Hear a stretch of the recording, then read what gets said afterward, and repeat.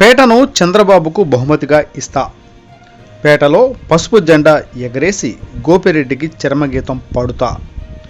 శ్రీకాకుళం పర్యటనలో ఉన్న చంద్రబాబు నుండి బీఫామ్ అందుకున్న నరసరావుపేట టీడీపీ ఉమ్మడి ఎమ్మెల్యే అభ్యర్థి డాక్టర్ చెదలవాడ అరవింద్ బాబు. శ్రీకాకుళం జిల్లా పర్యటనలో ఉన్న టీడీపీ అధినేత ఎన్డీఏ కూటమి నరసరావుపేట ఎమ్మెల్యే అభ్యర్థి డాక్టర్ చెదలవాడ అరవింద్ బాబు కలిసి బీఫామ్ అందుకున్నారు. చంద్రబాబు తనపై నమ్మకంతో సీట్ ఇచ్చినందుకు తప్పకుండా రుణం తీర్చుకుంటానన్నారు. నరసరావుపేట నియోజకవర్గాన్ని గెలిచి చంద్రబాబుకు బహుమతిగా ఇస్తానని హామీ ఇచ్చారు. నియోజకవర్గంలో పసుపు జెండా ఎగరేసి సత్తా చాటుతామన్నారు.